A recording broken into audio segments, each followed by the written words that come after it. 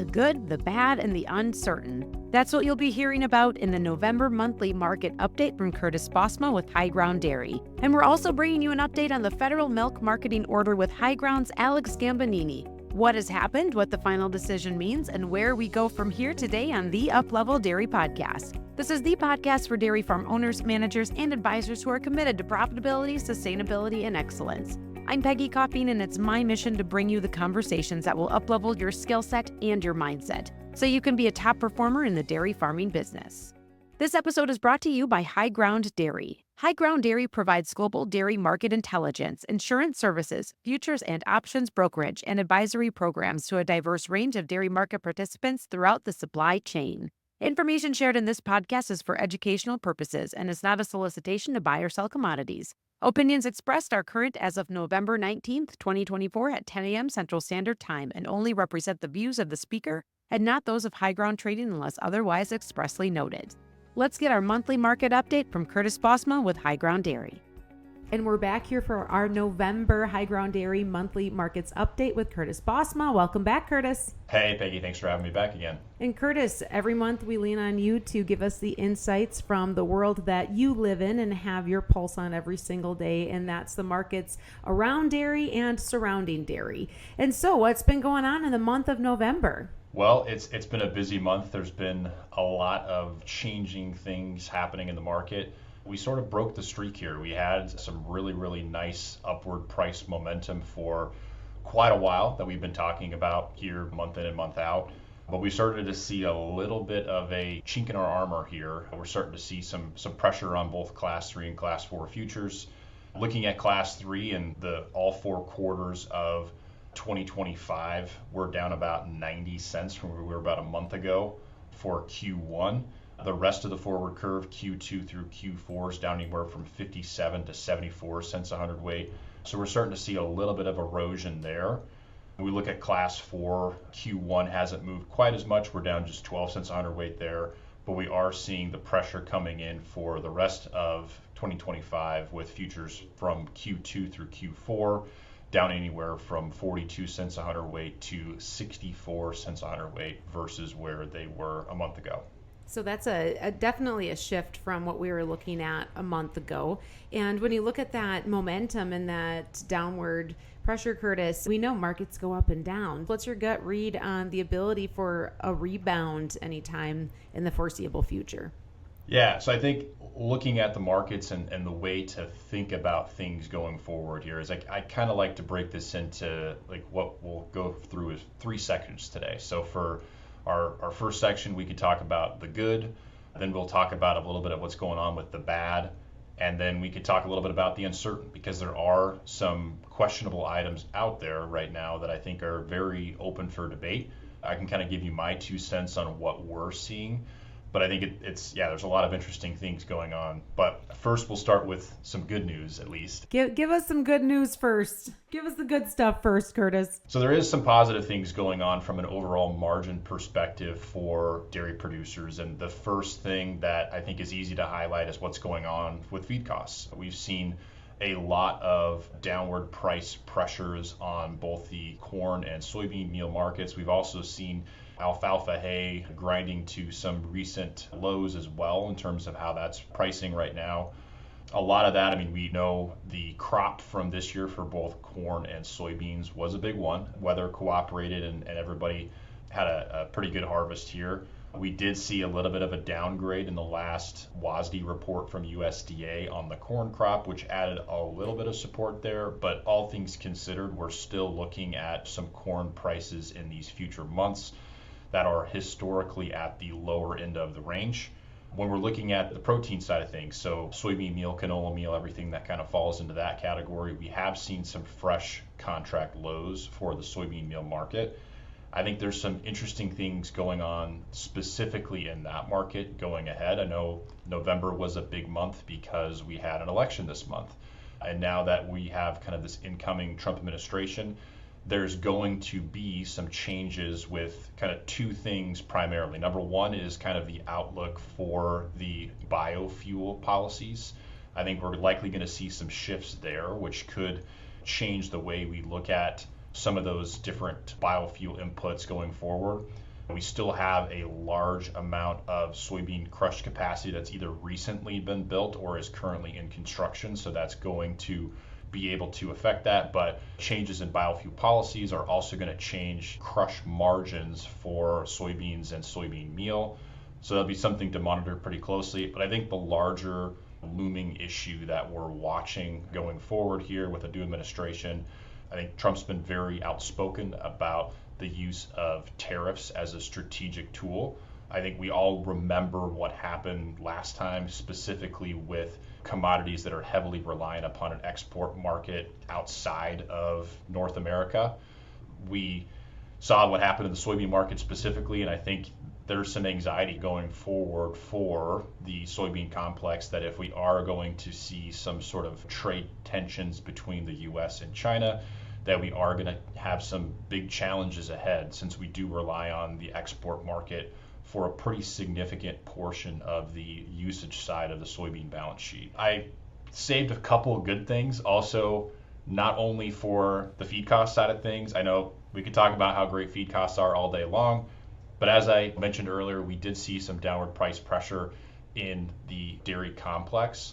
But there are a few bright spots that we can highlight. I think over the course of this year, we've started to notice an interesting trend developing specifically with the production of the two core commodities for milk powders that make up how we do our pricing system. So when we look at like non-fat dry milk and skim milk powder production, year to date, we're down almost 14% in terms of production. We've heard of some manufacturers shifting to a different product mix to try to find some more value, especially with what's been going on in the high protein space with milk protein concentrates and things like that. Same thing goes for dry whey. Dry whey, the commodity human grade dry whey, which is what we're mostly priced off of, is down 8.4% year to date for production. So those two items from a supply perspective have been relatively supported. And when we look at those prices, those have been somewhat stable to even higher in terms of their outlook and looking at the futures markets here.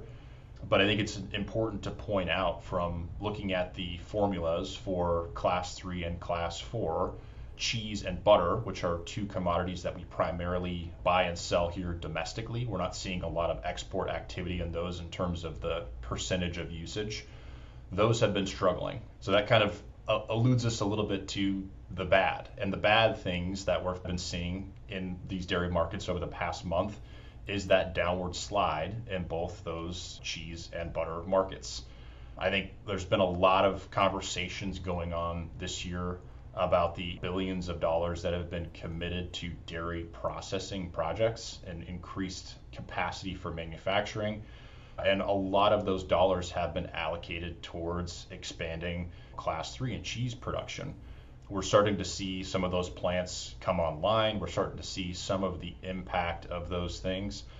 And ultimately, that cheese has to get sold. So I think it's a double-edged sword where it's positive to have these additional dollars flowing towards processing capacity, because ultimately, as a dairy producer, you want a home for your milk where it has the potential of having value added to it.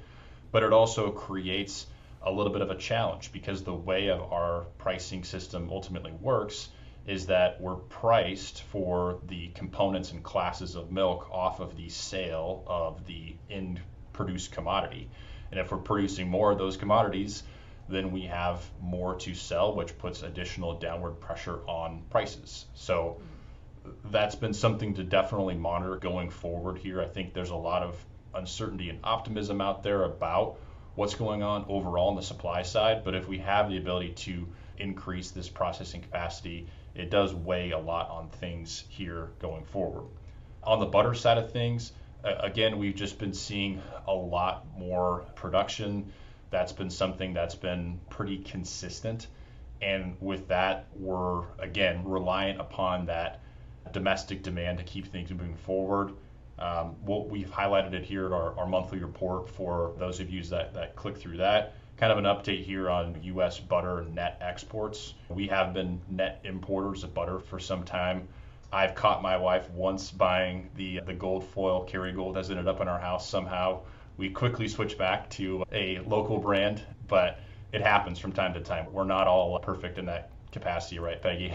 Your secret's safe with me, Curtis.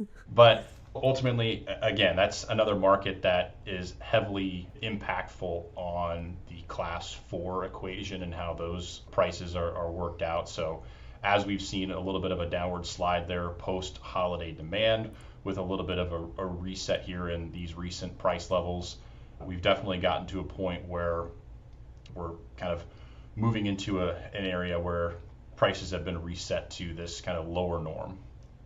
Now, kind of lastly, I think there's a lot of uncertainties this year. There's a lot of storylines that have been brought up, that have been reported on, and I think ultimately still have created a lot of confusion and uncertainties when looking at the dairy markets. I think primarily a lot of them fall into supply side challenges. So we know that heifer inventories have been low. We know that the success and the value of beef on dairy has been such a big win for the industry that pretty much every producer has leaned pretty heavily into that as an additional revenue stream. And I think that's going to stay the way that it is for the foreseeable future. But with that, we've really tightened down that replacement pipeline for heifers.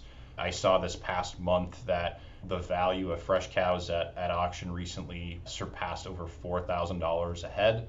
And those are some crazy high levels. So I think when you're looking at these things, and we're encouraging producers to do these sorts of evaluations, is if you're considering expansion or looking into avenues for how do I make my herd grow here, it's tempting to take a look at those animals and say, hey, I can just buy it now. But the return on investment, or what you're going to be able to get from a revenue standpoint out of those cows, creates a lot of challenges when you've already committed so much per head to those types of animals. In a lot of cases, I know it's not a quick process, so that it becomes a little bit more of a discussion around timeline more so than monetary value. But it's kind of like, do you pay $4,000 now to have that milk in the tank, or can we wait for 2 years and spend half that to bring a replacement into the pipeline? And those are a lot of discussions that we've been having with producers. And ultimately, I think it always is a better idea to be on the safe side with those types of things. It's a patient process, but ultimately that tends to be where a lot of our advice and conversations are drifting towards. Another big supply concern, and I hear it nonstop being out here in California, has been the impact of bird flu. We're at a pretty significant case count, over 200 cases recorded within the state of California for bird flu. And ultimately, there's a lot of chatter about how much milk production could be lost, how much of an impact that's going to have on markets. But we've still, in the face of that, have seen these cheese and butter markets sliding lower simultaneously, which has led a lot of people to, have some frustration with what's going on, why are prices not moving higher, because we're seeing and hearing a lot about this lost production that's happening as a result of bird flu out west. And there's not a simple answer to it, but I would say there's two ways to look at this. Is either one, I think we could pretty safely say there is going to be some sort of a supply impact from what's been happening out here. And either that supply impact isn't as severe as we may think it is based off of anecdotal chatter and things like that, or two, demand is in a situation right now that is not great. I think a little bit of both are maybe somewhat true. I would say that the demand side is maybe a little bit more significant right now looking forward, because when these cases initially sparked up in California, when we had this first big large wave of lots of herds being impacted from a production perspective all at once, it was happening as holiday purchasing was ending, demand was softening, and then the longer term stuff that we've been tracking, like consumer strength and inflation, things like that, those still haven't gotten any better. I saw recently we're at a record U.S. cumulative credit card debt level of almost $1.2 trillion. The average interest rate on that is in excess of 20%. There's a lot of things going on for the average U.S. consumer that is not great right now. It's not putting them in a position to go out to eat multiple times a week or anything like that. We've also seen it at the food service level where there's been some key high profile chain restaurants that have either been closing a significant amount of locations or either filing for bankruptcy. And as those things have been occurring, that's more and more demand losses in the supply chain for dairy. Now, I don't think that's all doom and gloom, but I think it's still important to take note of when we're seeing this issues going on with supply and we're seeing these issues going on with demand. The purpose of the markets is to kind of battle that out, go through the price discovery process and find that balance of supply and demand. And right now, I think we're seeing weakness from both. So that's kind of something we always say, and it's been repeated a lot in our office, I know, over the last couple of months, is we don't have a supply issue, we have a demand issue. And that's been kind of the truth throughout, I would say, all of 2024 thus far. So, Curtis, you bring up an interesting point that you tied together in this conversation, and that is the consumer behavior and consumer trends when it comes to credit card debt and spending. This is something that you've talked about before during these monthly market updates to really tie in the bigger picture of our consumer of the products that we're producing, again, reflecting on that demand side. And now that we are post-election, what could come from a new administration in regards to how that could impact consumer spending? I mean, you mentioned, obviously, we're looking at some of the restaurants and outside of the home dining, but also when that happens, people eat more frozen pizza at home too, right? Which is not a bad thing for the dairy industry. But any indications from what you've been keeping your finger on the pulse of, impacts of a new administration on that consumer debt and consumer spending? Yeah, so I think very interesting, philosophies throughout the campaign trail between the two kind of contenders. I think the Harris administration had talked a lot about price controls and ways to kind of go about things, whereas the Trump administration was much more, hey, we're going to do everything we can to lower the cost of energy because energy goes into everything. And if we lower the cost of energy, that's a pretty significant chunk of that CPI basket. And it's going to be able to increase purchasing power for consumers. It's going to reduce the cost of producing things. So I think if that's the route that we're going, ultimately that's good for consumers. But what happens when we decrease energy costs and we bring some of those things down is we've seen it a lot historically where it's actually somewhat soft when it comes to commodity prices.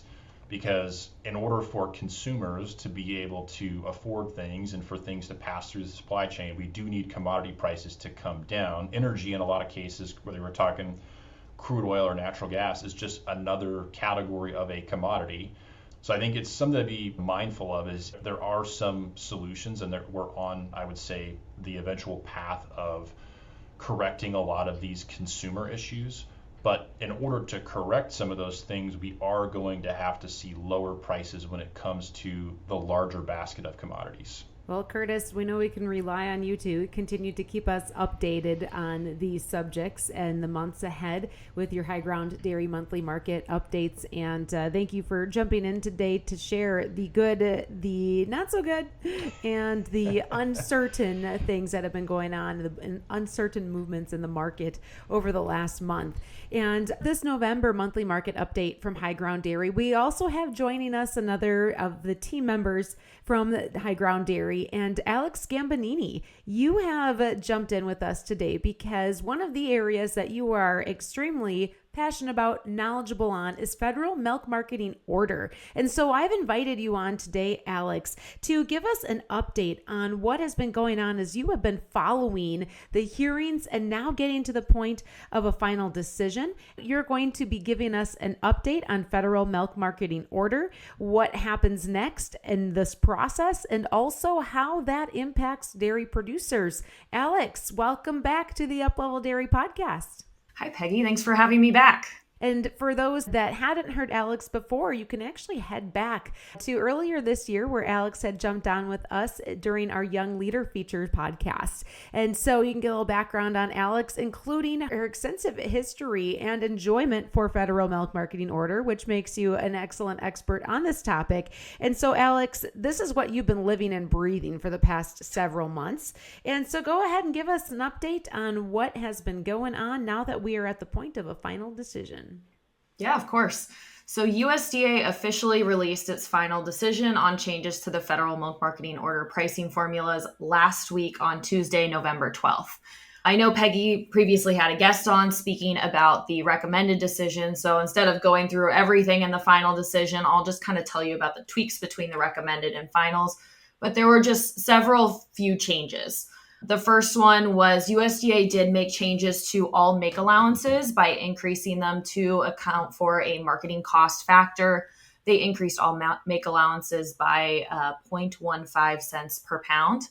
And USDA also determined that an update to the non-fat dry milk make allowance was needed, shifting their methodology to be more consistent with the rest of their decision. And that would increase the non-fat dry milk make allowance by an additional 1.1 cents per pound. Next, USDA also changed the implementation lag on the skim component factor changes from 12 months, reducing it down to 6 months. And then lastly, USDA made some slight adjustments to class 1 differentials in 37 different counties, but somewhat minor compared to the grand scheme of things. So that's the update. That's the short version of what's been going on. But this is an ongoing process that, as we said, you've been following for the last year through hearings and now getting to this point of a final decision. But we're not done yet.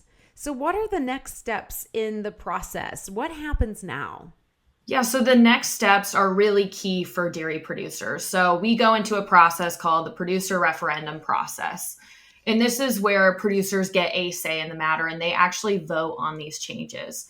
So the producer referendum process occurs in each federal order separately. So theoretically, an order can pass in one region and fail in another. Producers will vote either yes to approve the order as amended, making those changes go into effect, or they could vote no, which would be rejecting the changes. But it is an all or nothing vote. So a no vote actually means termination of the federal order that they are in. For the vote to pass, 2/3 of the voting producers or 2/3 of the voting milk volume must vote yes for it to go through. And if it does go through, USDA will publish a final rule. So this final rule will include essentially the results of how it went, meaning that it passed. It will include the implementation date and the exact changes that USDA is proposing in the specific federal order. If it does not pass, USDA will publish a termination of proceeding, which will include steps to terminating the order. So if the referendum fails in a region, USDA won't just up and leave. It is a process to close it down. But USDA did determine that there is a specific representative month that producers have to be pooled for them to be eligible to vote in this referendum. And USDA decided that that would be January 2024. So only producers who are pooled during that month, January 2024, are eligible to have a say in the matter. Approved cooperatives can block vote, and that means that these cooperatives would be voting on behalf of their producers. And this means producers would not get their own individual ballot if their cooperative chooses to do so. The cooperative would vote for the producer. So it's really important for producers to speak with their cooperatives if they're unsure whether they will get their own ballot or not. Speak with your cooperative to understand what they are block voting for, whether that's a yes or a no vote. USDA has stated that they will likely be sending out ballots at the end of this month, and they have cited that ballots will need to be postmarked by December 31st of this year and must be received by USDA on January 15th at the latest. USDA is also putting forth a bunch of educational webinars, one of which are today, November 19th, as we're recording here. But they also have several coming up, including November 21st at 3 p.m. Eastern and November 25th at 11 a.m. Eastern.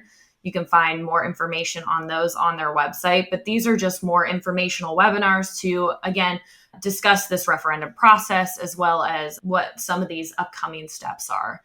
And then lastly, kind of our own take from HighGround Dairy. As I said, the final rule will really tell us when all the implementation process goes through and kind of the timeline going forward. But our expectations is that the final rules, if passed by each of the federal orders, would be published sometime in Q1 2025. And we were thinking about the concerns around risk management throughout this rulemaking process, as well as advanced pricing dynamics. We are expecting an effective date more likely to be around Q2 25 or later. And if you consider the lag on skim component factors on top of that, these changes won't all be updated until likely the end of 2025. So Alex, once again, just to highlight these dates, important dates on the timeline that producers are going to want to pay attention to, there is a ballot that will be going out with a deadline of December 31st. That ballot, that's for those that are pooled, or that's for all producers?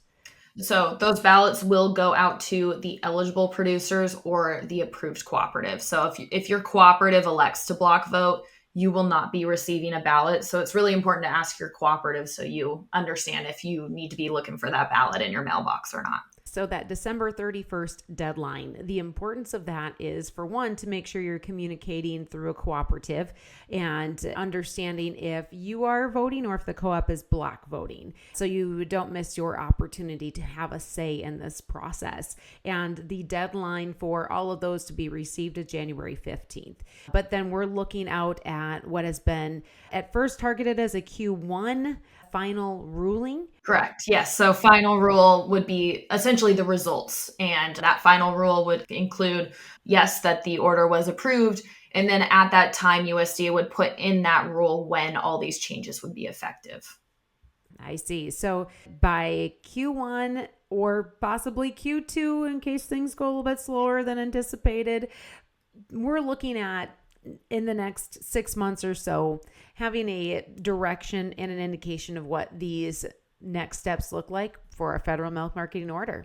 Correct. Yeah. So Q1, expecting those results to be out, what is going to happen within each of the federal orders. And Q2 is when we're more so expecting these changes to actually be implemented.